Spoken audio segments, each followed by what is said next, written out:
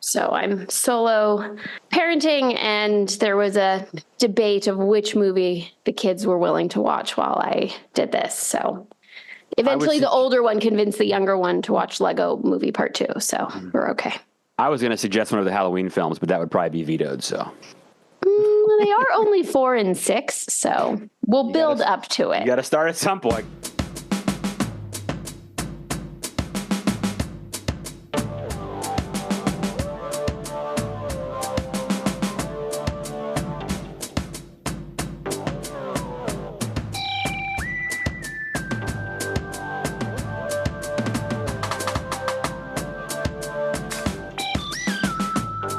Here we are, and welcome to a spooky episode, or a scary episode, actually, of the Friday Night Movie Podcast, because we have with us the host of the Scary Movie Project podcast, Matt Lolich, who is also an award-winning film director. He founded and runs Hilltop Productions. He's had shorts and film festivals, but I know him because we used to be work colleagues at a place that shall not be named that we used to work at, that I used to work at. Not because we don't want to drag them into this. That's right. It's a wonderful place to work, but we don't want to drag them into this. And people had heard I was a podcast, and said, "You got to talk to Matt." And it turned out Matt is like an encyclopedic expert on horror films, and it's October. It's the spooky season, and I know Becky loves horror films, right, Becky? Oh, yeah. No. That's, day and night, that's all I'm doing. Just the more terrifying, the better. No, I have criteria for what I will willingly watch, what I will unwillingly watch, and what is absolutely off the table. Oh, wow, that's pretty serious. Yeah. My introduction to Matt's knowledge, Beck, is an article he wrote on, I don't know if you remember this, but you wrote an article. It was like a retrospective on Francis Ford Coppola's Bram Stoker's Dracula. Oh, yeah. I love that movie, and I love that article. Yep. And I was just like so blown away by your intricate knowledge, but also I think the most important thing for talking about movies is your love of the movies and being able to find the art and the fun and that movie is a work of art. God, Bram Stoker's Dracula is beautiful. Yeah, and so I this has been, I think this has been 5 or 6 years in the making. We've wanted to have this conversation. We've been talking about it for a minute, right? A minute, as the kids say. Yeah, exactly. And so let's get into it. I just want to, before we get into talking about horror movies, you have directed 2 shorts that are documentary. They almost give me like a Blair Witch kind of vibe. Is that about right? An urban legend. Yeah. Scare you about real life stories. Could you tell us just a little bit about that? We're going to put those links in the bio, and I feel like giving people some cool free content to watch in the spooky season is a great thing. Free content, yes. So two really kind of 3 shorts, right? So I like to do urban legend style stuff, right? So I've done 3, really. So one is the Bunny Man of Fairfax County. If you guys know about the Bunny Man in Fairfax, I did a really, really micro short, like a 7-minute piece on that, right? But the 2 you're really referring to are The Haunting of Old House Woods. There is a patch of woods down in Matthews, Virginia on the Chesapeake Bay that is like insanely haunted for hundreds of years. Pirates and ghosts and buried treasure. And I had a lot of fun shooting this thing. That was a blast. And then if anybody knows about Chessie, the reported Chesapeake Bay monster, it's kind of, a spoof on Nessie, obviously, something in the bay. So I did a piece. I was lucky enough to find the Chessie expert. He's fantastic, and he was in the piece. And it's a good 15-minute piece on the history of Chessie and the lore and the legend of that, too. So, well, Becky likes hiking and all this stuff. So, Becky, you can go now to these haunted places with your children. Yes, you can. Wait, tell me about the Bunny Man. I have this, I live in this zone of where I don't believe in things. I don't believe in ghosts and witches and demons and all of that. Fun. Or scary bunnies or whatever it might be. But I absolutely am terrified of them and then therefore respect them. I don't want to. See, that's good. That's good. Yes, you should respect it. What is the Bunny Man of Fairfax? That is not one. I've lived in Virginia for 15 years, but I did not know about that one. So Bunny Man in Fairfax County in Colchester out in way out there in Fairfax. So there is a legend of a man in a bunny suit that terrorizes people. It's said to be possibly an escaped person from an insane asylum. It could be supernatural. And if you go to this bridge on Halloween at midnight, you'll be killed by the bunny man.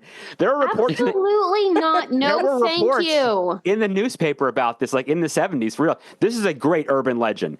I made a real short piece. It's like 7-8 minutes long. It's not that long, but it was really fun to do. Check that out, Bunny Man. So if you guys want to watch these, you'll link the stuff, like you said, Hilltop Productions, LLC on YouTube. They're all there. You can watch. And teaser, I'm making a piece on a werewolf coming soon. That's all I can tell you for now. That's amazing. I'm excited. Okay. All right. I'm glad we've now set the tone for Matt. Let's just warm up. Let's talk about horror movies. And today we're going to be talking about The Evil Dead and the remake, the reboot. That's a whole question we're going to get into. Yeah. But the subject of horror movie remakes is such an interesting topic, because remakes, most people have terrible instincts. Like, you see a remake and you're like, oh, why are they remaking this? But horror remakes, I feel like there are some exceptions out there. What's your take on a horror movie remake, Matt? What do you think about them in general? I'm like any fan where I am, cautious, I guess, right? Going into, I don't really know what to get, right? So like Texas Chainsaw Massacre, I just had a great episode with the director of photography, Daniel Pearl, who shot the original film and the remake in 2003. He did both. I was really jacked for that film, and I liked it. I thought it was very good. They did a great job. And then there's things like when Rob Zombie redid Halloween, I was like through the roof excited. I couldn't contain myself, because this is a Halloween remake and it's Rob Zombie and it's all my favorite things in one. And you never know what you're going to get. And sometimes they, just fall on their face, and sometimes they're awesome, and, you never really know. But I think that they're made, I think, because we love something so much and we want to keep the story going. And I think that's kind of the genesis of them. So for you feel like it comes from a good place. Yes. Like it comes from a good place of a love of a certain story or property or whatever it is. And this is just an attempt to keep that thing alive in our popular culture. Here's a good example. Sometimes it just misses the mark. And there's, okay. I'll give you two examples, to my opinion. You see the best in people. You assume the best in people. Absolutely. But I think horror is a little bit unique also. Yeah. Sure. Like when they remade Total Recall, I don't know what they were thinking. Yeah, there's questions like that. So there's just the two, for example, that like are great and not great, are like The Fog. The original Fog is tremendous, and the remake is doo-doo. And Pet Sematary I love to death, and the remake is, I kind of thought about walking out of the theater. So wow. That's kind of the way it goes, right? And some are great. So, all right. So we'll initiate you here with the signature Friday Night Movie game. It is called Buy, Rent, Meh. It is very similar to many. We try to make it as hard as possible to very similar to many games of its kind. We have we have a ranking system. It's a fuzzy ranking system, but it's based on the old VHS. The VHS world, which kids today don't understand. But buy meaning you were willing to drop the $30 or however, what crazy amount of money is to own that VHS and put it in your collection. Rent, you'd spend the money to rent it, take it home, watch it once, maybe watch it twice. Maybe watch it once a year, but you're not going to own it. And then meh, you can assign any value you want to the meaning of meh. So it doesn't necessarily need to be the last placed. It can be however you say that meh and that means to you. It could be a meh of indifference. It could be a meh of... I think it's very clearly last place. Okay. But it's not necessarily because it's the worst of them. It could be because you don't have an interest in it. It could be because, it's not your cup of tea. And it can be because it's something that you find to be truly terrible and offensive. But it is most definitely the last place ranking. We just don't like to necessarily be mean. Like it doesn't, Yeah, it's not a mean show. So last isn't always worse. I have been myself on a journey this year of watching some body horror stuff. I've been watching some Cronenberg. Sure. Watching a bunch of Cronenberg and other things of the kind. And I'm going to throw out 3 remakes for you to buy, rent, and meh. Wow. And one is 1986's The Fly from Cronenberg. Another is 1978's Body Snatchers, which I just watched this year and blew my mind. And then one I admit I have not seen yet because the original scared me so much that I haven't watched the new one yet, and that is It, the two-part It 2017 It. Okay. But we're going to put the one from the 90s up against that one. So that one was done in 2 VHSs. This is 2 movies, right? So and everyone can weigh in even if you haven't seen it. That's one of our favorite things to do. But how would you assign your buy, rent, and your meh with these 3? Okay. Starting with your first, Fly, buy. I own it. I do own it because it's, amazingly tremendous. Now, there you go. There is a great example of a remake being better than an original right there. Okay. The 50s Fly is a great old black and white film, but when Jeff Goldblum is oozing and falling apart and it's just the most disgusting thing in the world, it's just amazing. So that is buy for sure. Also, that is a tight movie. It is 90 minutes. It is so good. It is. It is so gross. It is so great. I love it. That is a ding, buy it. But no body horror should be longer than We don't need to see any. minutes. Yeah, you don't we need to watch more than what is allotted in that. That's hour. enough of people falling apart and ears falling. Yeah, it's pretty gnarly. It's pretty great. Okay. Second one was Body Snatchers from '78. Is that with Donald Sutherland and Goldblum also. Yeah. So it's a little more. It's also some Goldblum. That is I will say buy. I don't own that, but it is pretty good. I feel like I'm stuck between buy and rent on that, but I might as well spend the money. Let's just go ahead and buy it, right? And then you're going to say It from the 2-part It. That is a rent for me. I love, I don't know if you do the miniseries from the 90s. Do you remember? Oh my God. The scene in the library still haunts me to this that's day. a good one. And there's nothing, it's just a balloon. And it just scared the life out of me. Becky, you saw it, right? The 90s version? Miniseries. John Ritter, Tim Curry as Pennywise. Harry Anderson. Yeah. I'll say rent Becky's for that traumatized. one. Yeah, I know. Okay. You're asking me to revisit so many horrible moments. Yeah. And all right, so good. All right, so if you could remake a horror film, you're a filmmaker. What would you? Would I remake? What would you attempt to remake? Okay, so genuine remake, not an adaptation. So take the original, make a new version. I think I just mentioned a minute ago, but I feel like it would be Pet Sematary just because it is my favorite Stephen King book, and I am just utterly fascinated by the story, right? There's this place in New England, and there's this burial ground that has this power. To me, it's just like this incredible, spooky, folkloric Native American tale that there's so much cool stuff in the book that I wanted to see in the movie. I love the movie. I love it. Mary Lambert, fabulous.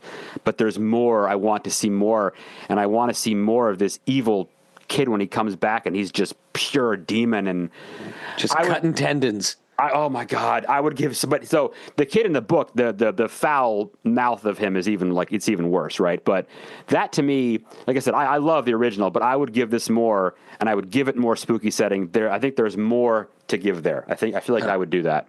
Very cool. Very cool. Very cool.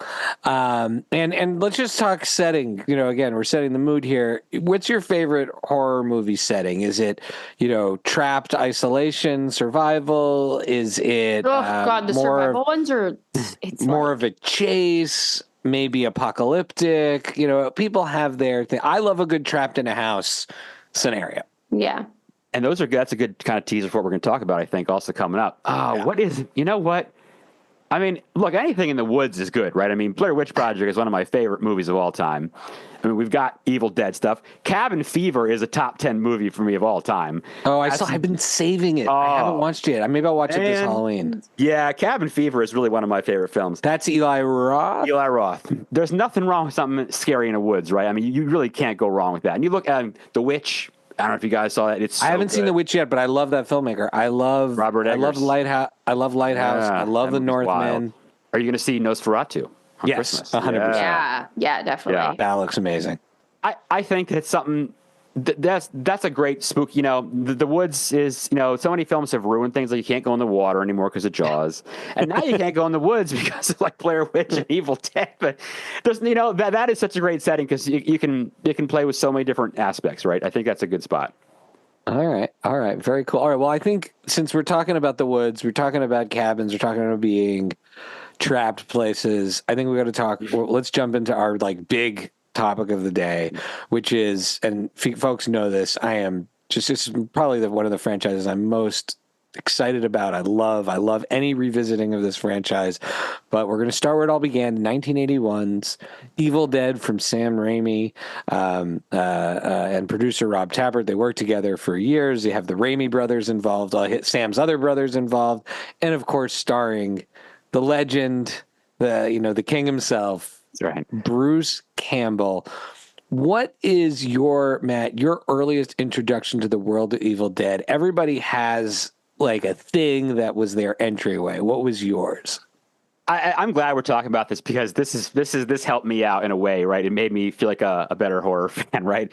I saw Evil Dead, I don't know, 15, 20 years ago. No, probably more than that. Honestly, I'm dating myself here, obviously, but that's all right. Yeah, because it was one of those like seminal horror films, right? And I watched it, and I think like a lot of people, maybe I didn't get it. I thought I saw a lot of claymation and a lot of bad effects, and I said, it would go on your list of meh, okay? For me, it did nothing, and I hadn't watched it in forever. And then when we started talking about this, like I get, everything about it, I respected it, I just didn't care for it. And then we were talking about doing this episode, I said, okay, well, I'm going to watch it again. So I watched it again, and I give it kudos, and I give myself a good job for rewatching it and getting a better understanding of it. I like it a lot more. I did enjoy watching it for a second time, and it is pretty cool because it is like a groundbreaking thing, and we'll get into all that stuff, I guess, I'm sure. But upon second viewing, I have changed my mind. I did enjoy the film, so yes. Oh, okay. Much better this time. time. Okay, Much very better. cool. Beck, what about you? Do you remember how you were introduced to Evil Dead, either the first one or just the franchise? No, I was introduced.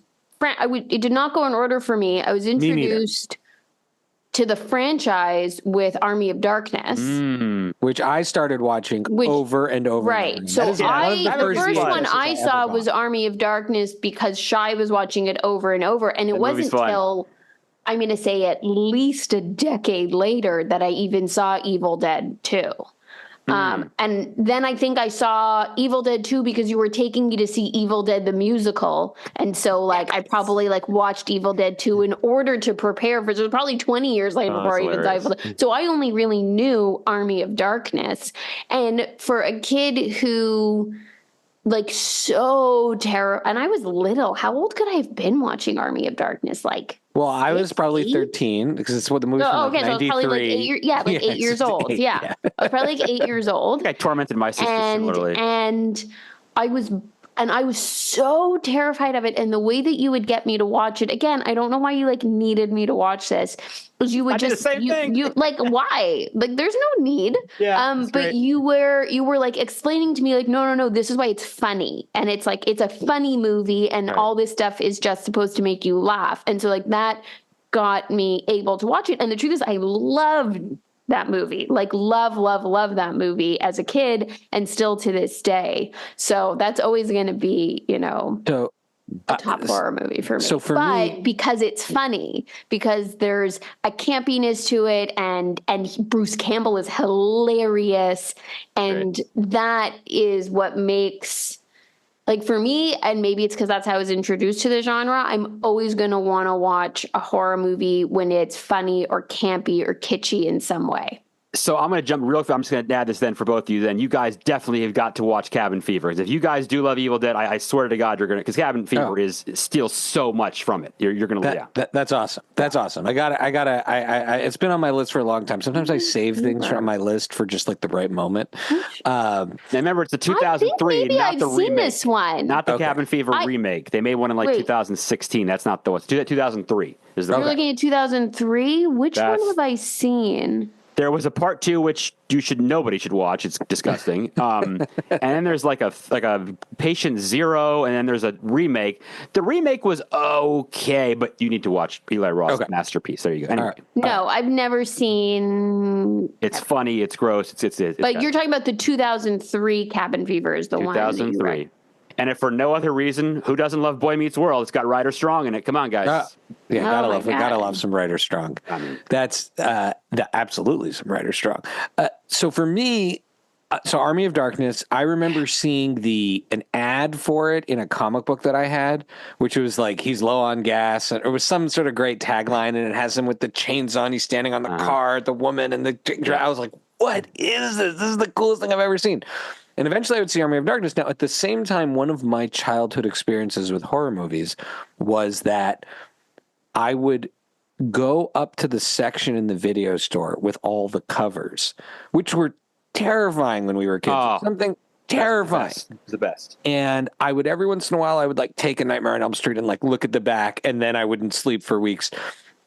But the cover of Evil Dead 2 with the skeleton with the eyeballs was like this. That was great. So scary to me. And I was like, I'm never going to see this movie. And then I'd seen Army of Darkness. And this is, before the internet. This is in the early 90s. This is where you can just look up and see. And Army of Darkness doesn't really make a reference to the other movie because it was made by a different production company. Mm-hmm. It shows you the prologue, but if you've never heard of that movie, you just think, wow, that's just a really long prologue. And I turned the back around of Evil Dead 2. I had the courage, and there I see Bruce Campbell, and there I see a hand attach itself like to his neck, the picture of the hand. And I said, oh my God, are these connected? And then I rented Evil Dead 2. I became a big Evil Dead 2 fan. But then many years later, I finally watched the original. So I came to the original probably last, if not second to last, in like the overall pantheon. Okay. Matt. Wait, okay. Oh, go ahead, Beck. I have some questions. But you know what? I think you're going to get to we're talking about the originals. We're talking about the original. Okay, so when we get to the new we're going to get to the second then one. I have some important questions. In the original, which also, now having made a movie, when I see these low budget masterpieces, I recently listened to a whole history podcast on the history of Texas Chainsaw, right? Like my level of respect. I need to see this. It's an Infamous America. It simultaneously tells the story of the making of the movie and the history of Ed Gein, the guy. Oh, here we go. Now we're talking. Very, very, very cool. But these folks who make these low budget movies that become masterpieces, like my level of respect is so deep for every single person who touched those movies. Mm-hmm. As a filmmaker, where do you see people kind of take Sam Raimi for granted now as a blockbuster director? But yes, where do you see Sam Raimi's contributions to film? All right, so your point is 120% accurate about these low budget. So like a couple of my favorite film, like a bunch in the top 10 are Halloween, Chainsaw, Blair Witch. Made for nothing, right? Very little studio stuff, made by people who know how to make movies. John Carpenter knows how to use a frame and a camera and make things, widescreen and steady cams, right? Not much money, but it looks great. Ed Sanchez, love him. He's great. Had him on the show. I love the dude. He is, he had such a great idea. And the originality of that film is like mind blowing. And, Chainsaw, obviously, we've all know that story. This is the same deal, right? This dude made a proof of, what do they call, a concept film with his buddies, Into the Woods, or that's not the one, but like something within the woods. Yeah. The original concept film. Like a half an hour, just, no offense, piece of junk that he just kind of wanted to throw together to get some support. And then he goes and makes Evil Dead. And, I noticed this, when I watched it and turn on, the first shot is this incredible shot of this like flying camera, like in a swamp, right? Like a spooky, scary swamp. I'm in right now. I'm ready. Let's go. You've got me right away. You literally have gotten me right away. The old adage of you got to grab someone's attention, whether it's any kind of media, within like the first 30, 15 seconds. You got me right away with that.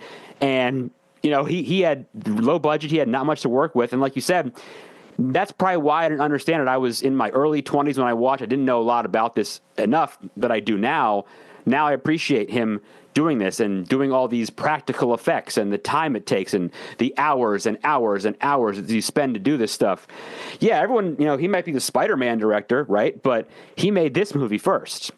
And this movie is awesome. And he did all these great things with it. And it became this, pop culture icon at this point, right? Part of pop culture, I guess. Yeah, one of my favorite contributions, and I think about this all the time, is and they've talked about this, he and Bruce Campbell, is the mix of horror and the Three Stooges. Yeah, right. The slapstick, you can be terrified, and then just something absurd. Becky and I just watched one of his sort of middle career movies. We watched Drag Me to Hell. I don't know if you've that's seen a good Drag one. Me to Hell. That's a good one. Yeah, And like, it's generally this kind of scary idea love the ending. of a curse, and I love the ending. Yeah, I love the ending. Yeah, the ending's great. of this curse. But then also, the eyeball goes flying at a random time, which is such a like goofy Sam Raimi kind of thing that breaks the tension. Melting faces in this movie, it's just Yeah, it's so amazing how he can scare you and then break the tension at these moments of laughter that I think I don't know, did he create, I mean, to me, he created the genre, but I don't know, was there other horror comedy before 1981 on that level? Not like that. I don't really think there was, right? I guess not. Okay, and at the center of it is Bruce Campbell. Yeah. Does this movie exist without Bruce Campbell, or is it really the magic of the two of them together? I say, go ahead. No, I'm saying both. I think it's both. I think it's the combo of them feeding off one another. I think because they really created together. This was not just some random actor. This was like his friend, and this is their project. Yeah, this is their creation. Okay, all right. The original. Okay, little Byron Man with some of the characters. Some of you may know them from the movie. Some of you may know them from the musical, which I have seen, I think 7 or 8 times. Oh, including when we went to the original. Which have you seen more? Oh, that is hilarious. Evil Dead the musical or Cats? They're probably tied. Those are my 2 favorite musicals. You should make a Cats Evil Dead musical mashup. That would be amazing. That would be amazing. I'm not sure how that would work, but that would be amazing. You're speaking my language here. Yeah. So, or you may know them from the musical, which Becky and I saw in 2002 or whatever, in the Toronto Fringe Festival with its like original ending, like the original version of the production of it. So he's got 3. Well, there's 4 characters. We'll leave Shelley out. She's not that important. We're not as connected to Ash. We've got Cheryl, his sister, which has the very controversial, had the movie banned, tree sexual assault scene. Had it banned in the UK. The movie was banned as a result. And it is quite disturbing because it's also like weirdly played for laughs. Linda, Ash's girlfriend, who is a big piece of it, especially if she comes back in Evil Dead 2. And then Scott, his buddy, who I think is the last one he's fighting until the end, if I recall, as Dawn is coming up, right? Pretty much. They really mash that guy's head up. Which one of these folks would you have saved if you could save one of them? Oh man, if I could save one of them. We're not counting Ash, right? Because he's the no. Ash is saved. So you're Ash, and one of these folks could have survived. One of these could have survived. You know what? I think I got to save his girlfriend. She's such a nice person. We like her. She's so pleasant to be around. You kind of feel bad when she dies. And although that one woman, is it Linda that gets chopped into like 18 pieces? That's a pretty terrible way. No, that's Linda. That's that is. It is Linda, I think, who gets chopped up. At least in Evil Dead 2, she's the one who reanimates. Like he's chopped her up, and it's just a head. So which one is the blonde? Then the girlfriend. That's Shelley. Shelley is the other girlfriend. That's the one that I would save. Okay, so none of the ones I listed. That's great. Oh, sorry. No. I'm sorry. That's like a real pro answer. I feel yeah, that's a pro answer. That's good. You went outside. Yeah. Okay, no, well, I have to answer your. Well, that's not fair. No. You don't have to answer my question. There you go. Okay, there you go. Becky, you're on vacation. One of the cabins or hiking things that you've done before. And I'm actually going to a tiny cabin in the woods in November. Oh, here we go. Days. And you find a leather bound book with some skeletons in it, maybe some demonic rituals. It's leather bound, but it looks like human flesh leather. Yeah, exactly. Right. Do you? This is not like open a nice it? suede and Argentinian. Half. Yeah. Do you open it? Do you read it? No, absolutely not. Correct answer. Absolutely not. There's no. What if it has a tape recorder? I'm not with even touching it. I'm I was literally thinking not about even this the touching other it. day. Yeah. I'm not, and then not only am I not touching it, I'm like packing my car up and I'm leaving. I like That's that the answer. extent to I which like that answer. I'm not. Yeah, you want to know why I'm still alive and well? Because I don't touch books look like they're made from human flesh. That's why. That's a good. I'm like, that's good life advice right yes, there. it's good. My basic life advice: do not touch a book that appears to be made from human flesh. Nope. And if it had a tape recorder next to it, you wouldn't push play to see if there's like a cool mix. Because that's how it gets read in the first one. In There's a Evil tape Dead recorder? Rise, there's a record.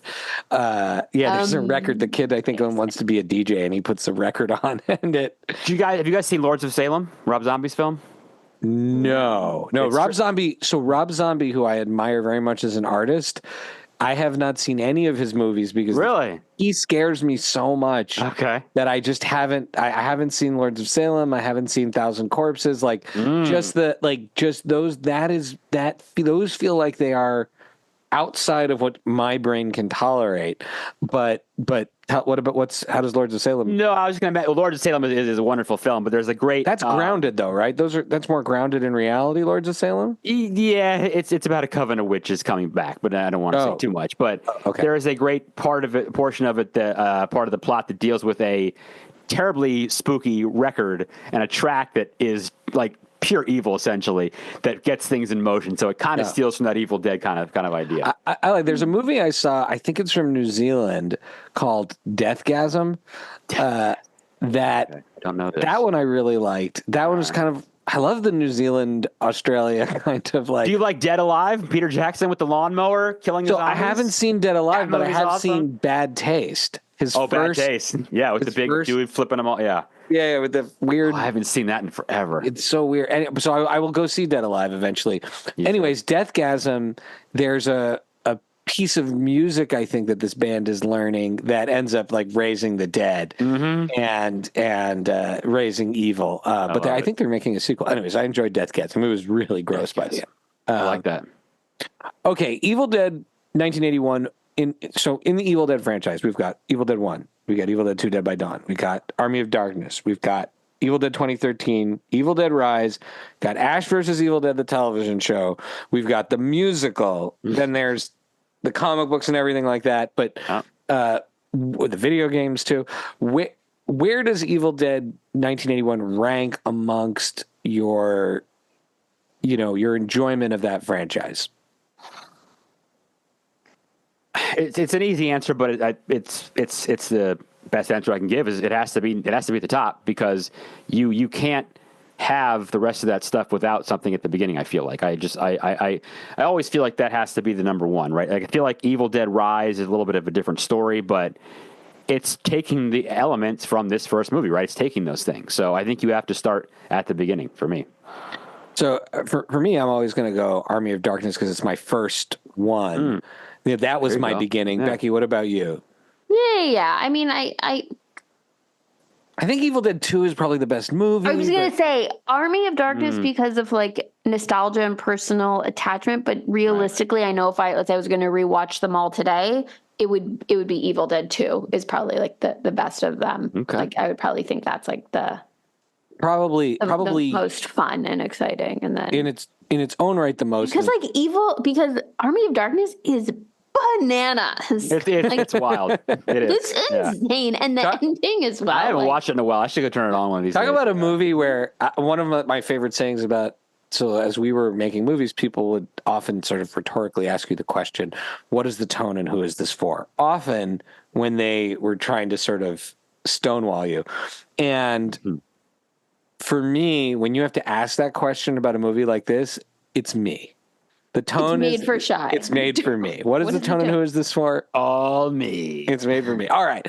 So let's flash forward. What is it? 32 years. And we have Fede Alvarez, who just, by the way, blew everyone away with a phenomenal entry in the Alien franchise. Loved it. Did you see it? Yeah, I saw it. I loved it. It was great. I mean, I was great, but what I loved even more than enjoying just a high-quality Alien movie is how much life it breathed into Alien again, that it sort of refreshed it. So Fede Alvarez, who I've like tremendous confidence in because I saw his 2013 Evil Dead, Now, I'll give you the setting. Becky and I, along with our side of the family, our aunt and uncle, our cousins, are in the Dominican Republic on a vacation that itself could have been a horror movie. I was gonna mention that right off the bat as soon as you said that. Yeah. It started off like amazing. We had a surprise party with my mother with a local salsa band, and then we had a New Year's party. And then the next day, Lily, our other sister and co-host and co-founder of the film company, she got 2 types of salmonella. Then the house next doors to ours burned down, and we had to evacuate, and so on and so forth. My child got bitten up with mosquito bites. I think one of your kids got what, like 30 mosquito bites or something? 80 mosquito bites. This is not good.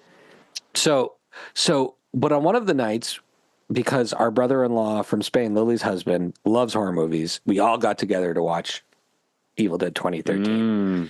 And I don't close my eyes as much anymore for movies, and I don't know if it was the environment or the movie, but this is one where I didn't do this in the other Evil Dead movies, but I kept flinching as I was watching it. Beck, do you remember that night watching it? Yeah. I remember the same thing. Like I was there, but I didn't see it. That's good. So this brings me to my question. Can I ask my question now that we're in the phase of, it's to both of you, really? Okay. So these new Evil Dead movies this is like horror. This is terror, as they say. Pretty violent. Terror, as Lily would call it. This one and Evil Dead Rise. Sure. Right, and Evil Dead Rise. Like, these are terror movies. These are not. But the originals, what makes them so unique and special and, groundbreaking, right, is the sincere campiness, is the practical effects that are so practical and gory and gross. It's funny. It's kitschy, right? Yeah. There's a heart to it, the gags to it. How can you call this the same franchise, the same universe, when one has departed so greatly from the other stylistically? Like, I have a hard time with, I that is a good, challenging question. Mm-hmm. It's a question I think I can answer now, this many years later, but I want to see if Matt has an answer. It's actually, as you're asking it, I was like, okay, I pieced together a theory here, but my easy answer is evolution, right? Okay. And it's just the way that it goes. Evolution of film, evolution of writing, evolution of whatever it is you're doing. It grows, right? Like I said, all these movies have a book, or they have a recording, or something that possesses people and things go to hell, right? But then it's like, what is going to happen? Where can we take it? And I think kind of the gore maybe comes from the fact that Evil Dead is insanely gory, but it's done so, I say poorly, that's not the right word, but it's done so, rudimentary, right? Because it was so, low budget. It's like, okay, this movie was super gory, but we have money now to do practical. We want to keep them still practical. We don't want to do CGI stuff. So let's make it gory, but let's go like 212 on this, and let's just go out of control with it. That's where my mind would go too, is, okay, I'm taking the book, I'm taking the scary stuff, got it. Now I'm just going to go out of control with violence. I mean, that's how I would probably approach it. Interesting. So here's my thinking. I said, number one, I think, I don't know if the first one, you go back and watch the first one, if it is funny, but the second one is a real horror comedy, is in some ways, like, smart. If that's the protoplasm of a horror comedy, the second one is the self-aware, defining horror comedy for generations. And so I think Sam Raimi is a guy who wanted to, and Bruce Campbell are guys who wanted to make scary horror movies. And if you go back and you watch Darkman, like, Darkman is this weird mix of a Phantom of the Opera. It has some sort of oddly funny moments, but it's a little more serious. So I think also for the time that they maybe estimated, okay, let's revisit Evil Dead and let's show them what we can do making a straight up horror movie without the comedy. Yeah. I think, but what I also have started to think about is that these little visits into the world of Evil Dead that they've now done over 40 plus years, particularly with the Ash versus Evil Dead TV show, which I think is the strongest storytelling in character development of all of the Evil Dead universe, that show is funny, but also genuinely scary, and the horror is scary, and the stakes feel higher in that, because unlike other versions of Evil Dead, that one introduces at least two, if not more, other characters that you genuinely care about beyond Ash. And so the horror feels very, very real in that show, even though it's also like very, very funny. But it's more complicated, and it's got more stakes, and it's got more universe to it. So in my mind, Evil Dead 2013, the original series of Evil Dead, and now Evil Dead Rise, they all kind of intersect together in this world that, if you want to see all of it together, the Evil Dead TV show kind of has all of this DNA of Sam Raimi's thing. And now they've kind of built up this, they've never, like, they sort of answer, but they never really answer. Are these movies connected? Are they not connected? What's the story? So in my mind, when you put it all together, it makes sense. But in 2013, I think it was harder to imagine, and I don't know which one did better, Evil Dead Rise or the Evil Dead remake, but I feel like Evil Dead Rise was a bigger hit, at least critically. But I think it's because they said, we also make real horror movies now. Not everything is going to be a comedy, even though Evil Dead Rise is pretty funny. Beck, do you buy any of that? Sure. Will you watch Ash versus Evil Dead, the TV show? It's only 3 seasons. Now, see, I've never seen it. I feel bad. I've never seen an episode. It's got all of the humor. That's what you said. If it has all of it, I'd like to watch that all in one thing. It has all the humor. It also has all of the like kind of strange plot holes and things where you're like not thinking, you're like, what? Wait, what? What are the rules? Because the rules in the Evil Dead universe don't make any sense. No. But it introduces Kelly Maxwell and Ray Santiago's character, whose name is escaping me right now. And Kelly Maxwell is played by Dana DiLorenzo, who is incredible in it. And they're, like, if I were to continue the franchise and they're doing an animated version, like, they could do it with those two characters. If Bruce Campbell never wanted to be it again, it wouldn't be the same, but those two characters are beautifully fleshed out and very, very cool and have great quirks about them that would make it really good. So I think, to answer Becky's question, that's where you see it all come together. And I think that show is it ends in the Evil Dead kind of way. Like it got canceled, but it also ends in a way consistent with every other Evil Dead thing you've ever seen. It's always a little unfinished business. The nice thing about a TV show too is it gives you time to, like you said, flesh the characters out, because you got more time to work with it, which is good. And it has Lucy Lawless, who is married, who plays this. You're not really sure if she's good or she's bad ever. She's married to Rob Tappert in real life, the guy who produced the show, produced the movies with him. He's kind of the third guy in the trio. So there's a lot, and it was made in New Zealand. It has all the stuff. Okay. They bring back a lot of the old characters. It's very cool. All right, strengths and weaknesses of this entry which starred Jane Levy, of course. Becky, did you feel any strengths or weaknesses, or were you just like terrified the whole time? What? Don't ask me that. For me, I'm in survival mode. You think I'm like just trying to get through 90 minutes, man? Yeah.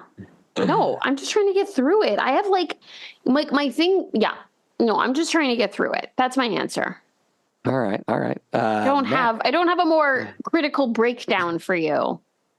Matt, how about you? Strengths and weaknesses of 2013. Strengths are outstanding violence, right? Love it.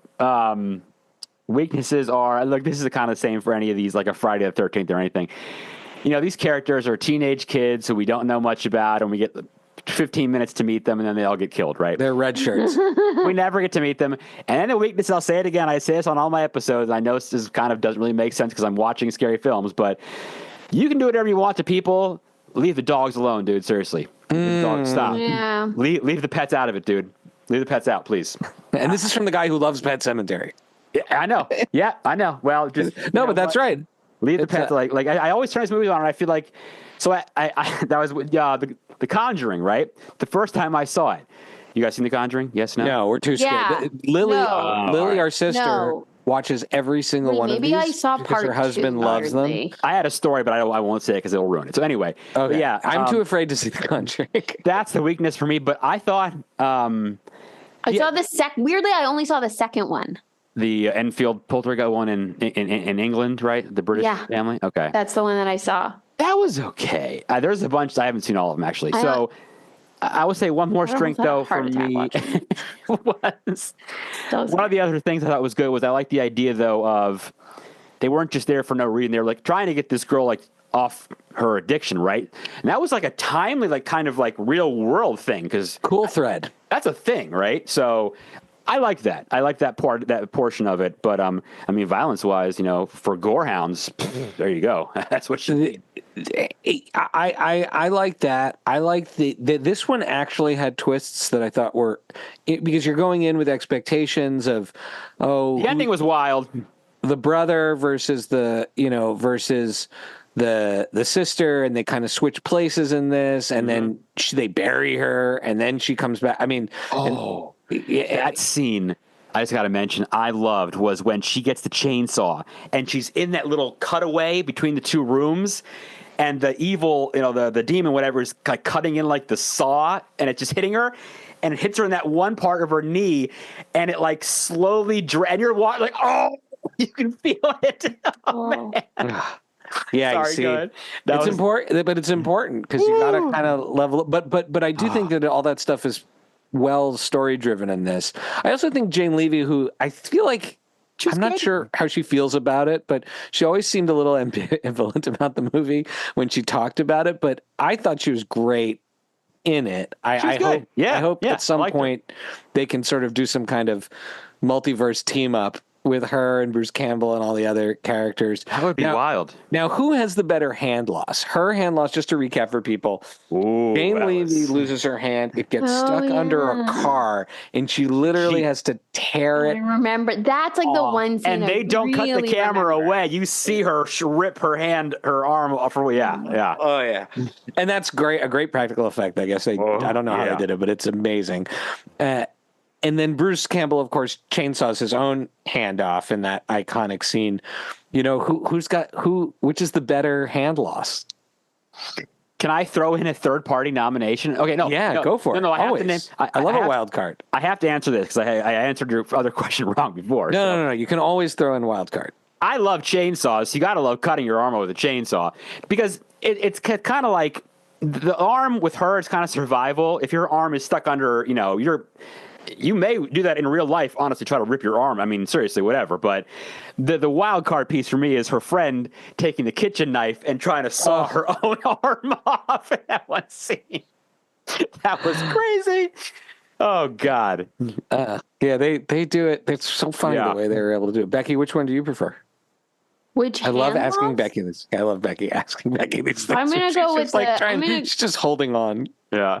I'm just going to go with the classic Bruce Campbell, Evil Dead 2. Yeah. Okay? Because that's like with the blood spraying in his face. Yeah, because that's just, because then again, there's like that.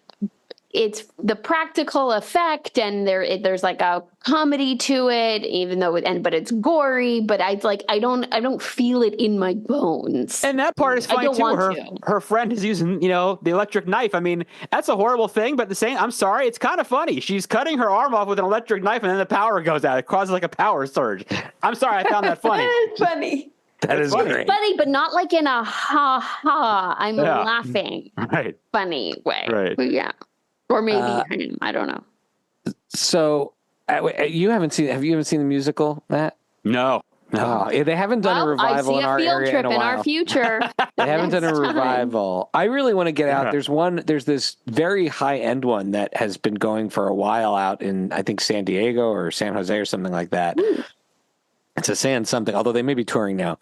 That one is amazing. That looks amazing. They do a whole giant video screen to do the cabin and everything like that. But I've also seen, when I say low budget, I'm saying like I've seen it in a tiny little room above an office building. That's like the best, Adams, right? Morgan. That's the best. I've seen sort of every type of version of it. Yeah.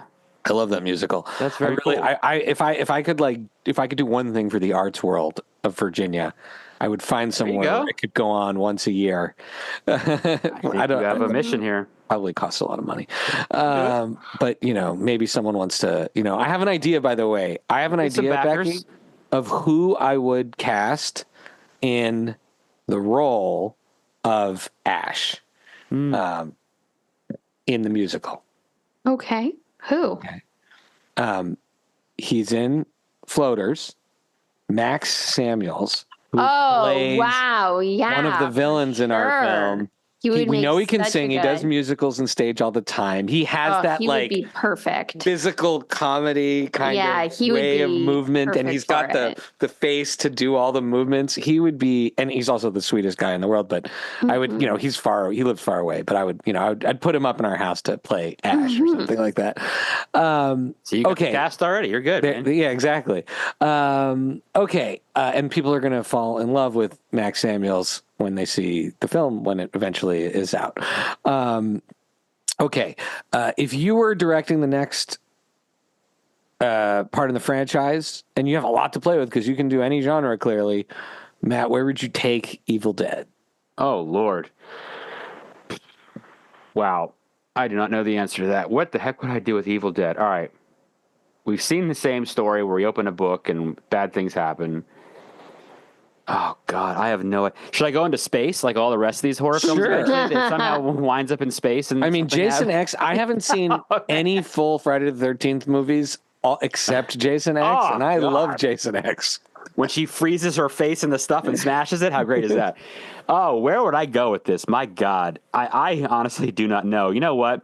You might have to make it some kind of religious horror at this point, like bring in like a priest, make like to exorcise these demons or something, bring in some, that's the only thing because obviously you can't help these people when you're stuck with them. So you got to figure out some way to, I don't know. That's the only thing that comes right off the top of my head out of nowhere. So that's very cool. Well, as I mentioned before, I'll take Bruce Campbell at his word that he doesn't want to do the physical acting of Ash anymore.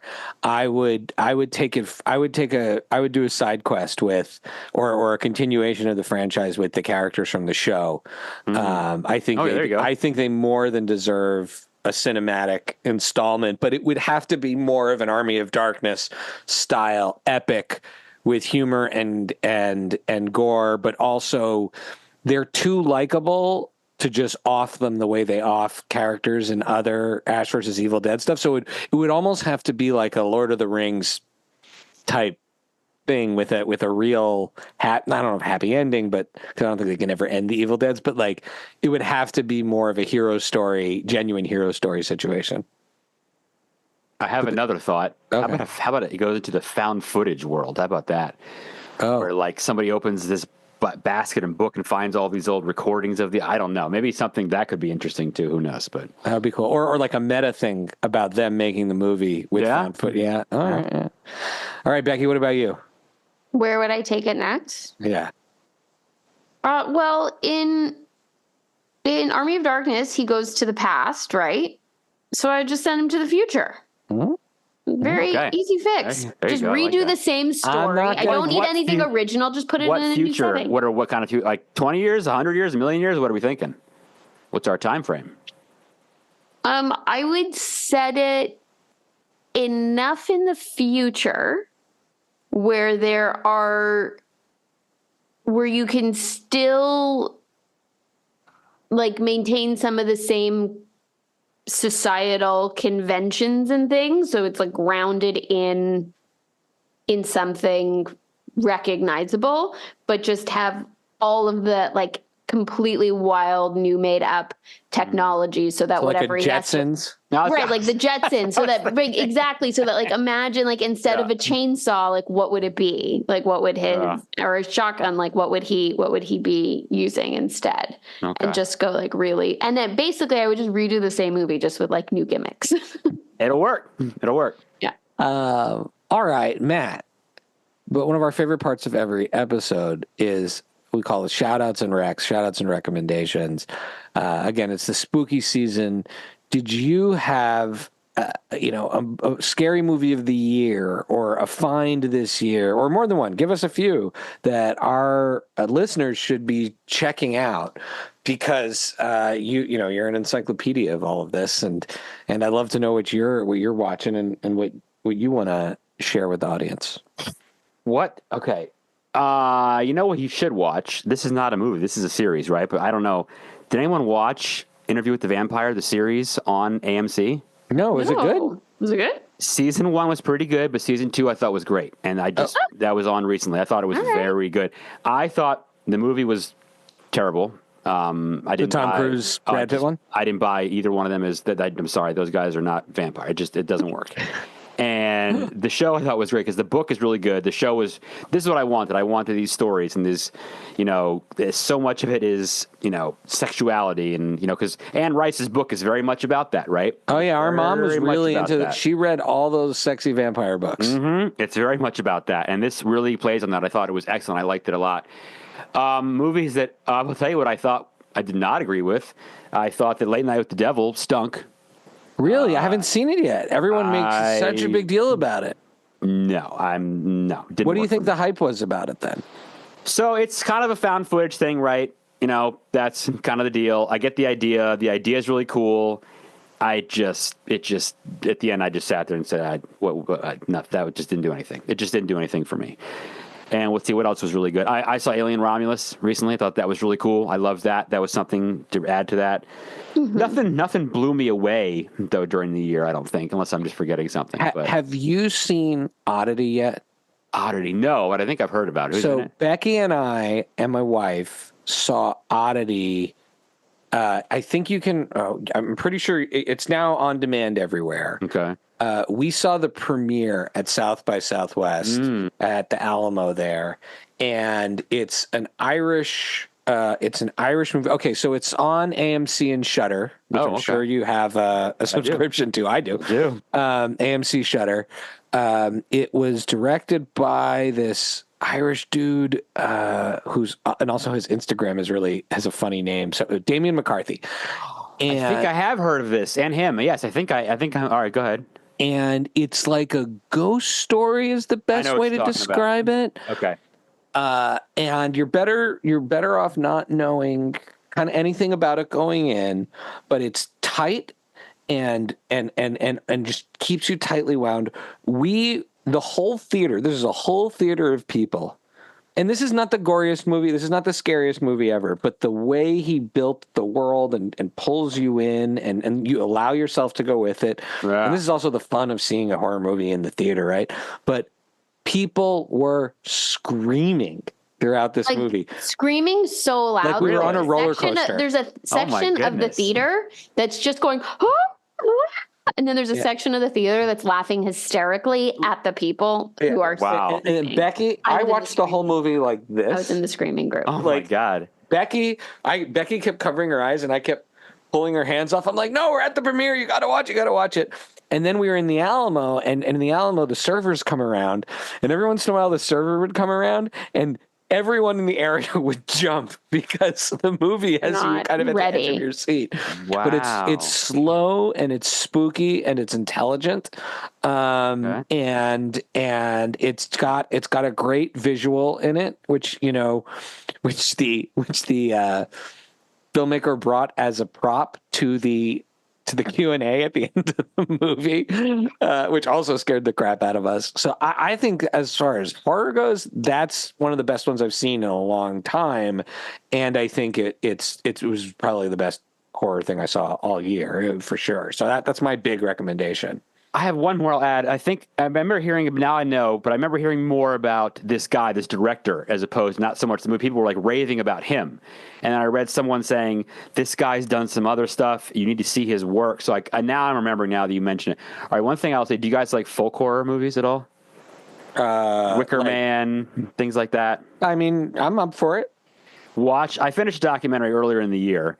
It's probably a couple. I just watched this year. Woodlands Dark and Days Bewitched. It's a history of folk horror. It's like 3 hours long. It's on Shudder, but it covers like every folk horror movie like ever made from the 40s and on till like now. Really, really good. Oh, that's I like really that a cool. lot. Lily, our sister, will really love that because I Lily love loves docs the about about horror. Those are the best. I love stuff. Docs like about horror are amazing. I Oh. watch more of those. Some of them I've never Yes. seen the movie, but I've seen the docs or I've watched the. There's a YouTube channel I watch, CZ's World. I don't know if you've heard of that one. The guy, he does horror history of characters, but based on all of the evidence in the movies and the franchise. So he'll do like the history of Pennywise, and he'll start back in 19 whatever or whatever, however the earliest sightings of it. So cool. Or he'll give you the history of the murderer from Seven, and like here's all the things we know about him. Anyways, very cool. Our friend I like that. Candace Martellaro, who worked on Stand Against Evil, Candace writes for CZ's World. Very cool. What about you, Becky? What am I Do watching? you have a Halloween recommendation or something you're watching? A Halloween recommendation or something I'm watching. You know what I'm going to recommend? I'm going to recommend for Halloween a classic. This is like one of those instances where I can watch a scary movie because it's so good as much as it scares me. I'm going to just say, because I feel like the younger people, they need to appreciate some of the greats. Go back and watch The Shining. That is like the all-time scariest movie. Love it. Love it. I think, and it's one of like the few scary movies I can watch because it's actually so good. Whereas these other ones, they're good because they're so scary. This one is scary because it's so good. I'm going to flip that around for you. I think I love that, and I think that's one I noticed, and I think Rob Zombie said this once. The Shining is the horror film people who don't watch horror films can watch.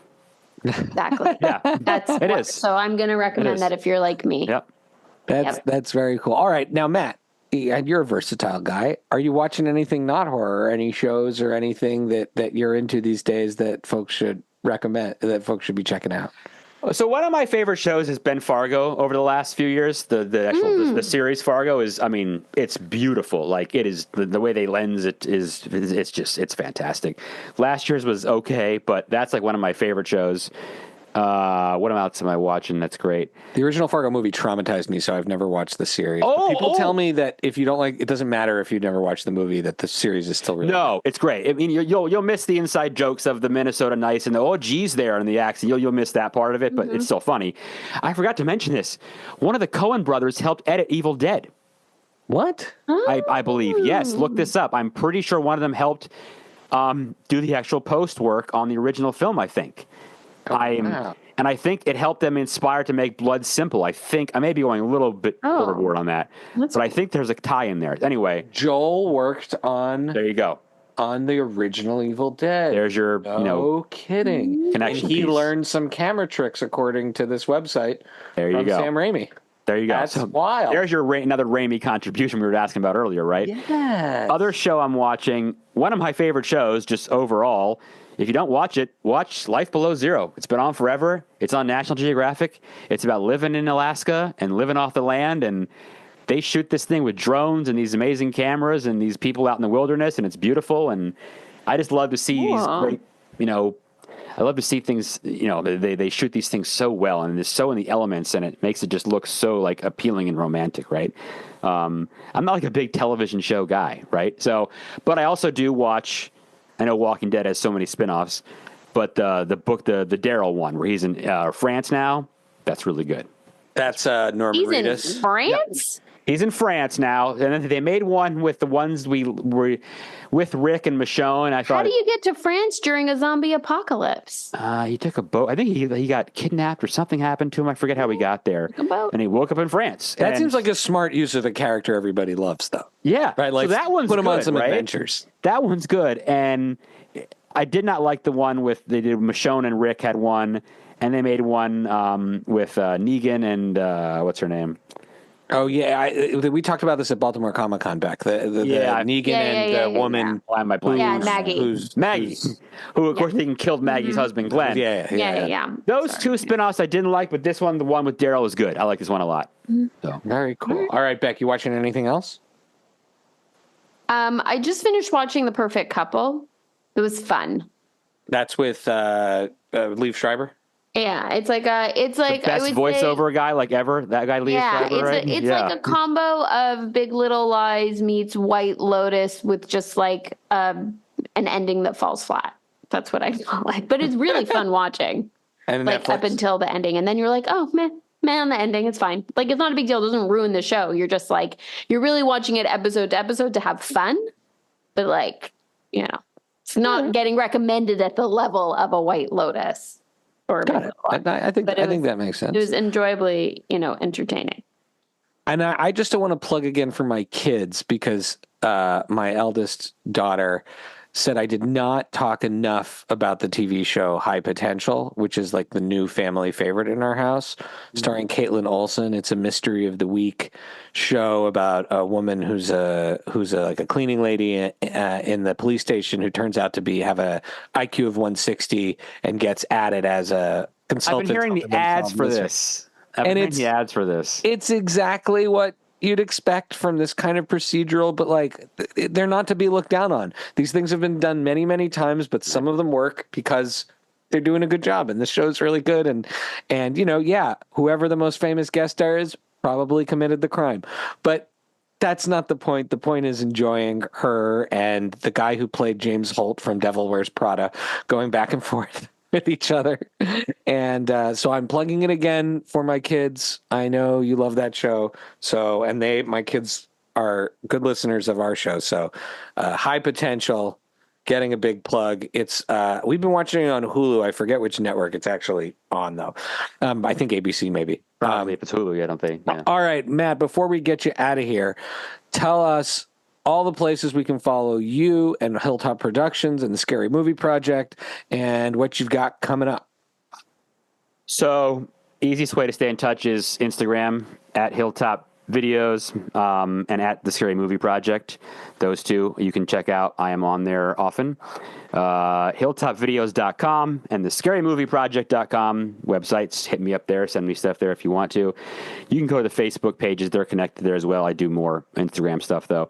That's where you can find me. You can go to YouTube, obviously, and watch the stuff there if you want to as well. The podcast is available everywhere you get your podcast, as they say. It's on every freaking platform. You can listen everywhere. What's coming up? What's coming up is Amityville November.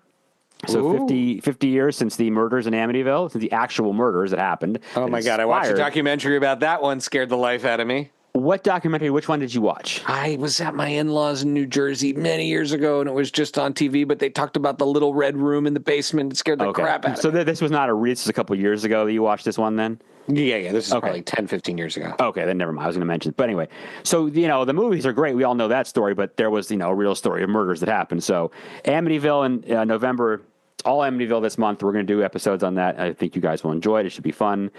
And as far as Hilltop Productions is concerned, I teased it earlier. There will be a video soon on a Legend of a Werewolf. And stay tuned for that. There's more to come. If you live in Wisconsin, you know what I'm talking about. And there's your other teaser. And you can always follow us at Friday Night Movie on Instagram, Twitter, FridayNightMovie.com. Huge thank you to Matt for finally making this happen. Now that we've made it happen, it feels like it's so much easier to make happen again in the future. Mm-hmm. It's like it's Anytime been done. you want. The Scary Movie Project is a great podcast about movies. You have a great group too that you have on the show, but also all of your analysis and your writing on film is so much fun and so well done. People got to check that out. And Beck, thank you for enduring an episode about horror. And talk to you soon. Bye. Later. Thank you for listening to Friday Night Movie, the sibling rivalry and pop culture podcast. Join the Friday Night Movie family by following at Fry Night Movie on all of the socials and visiting our website, FryNightMovie.com. Our theme song is by What Does It Eat? And make sure to leave us a review on Apple Podcasts or wherever you get your podcasts. Thanks for listening.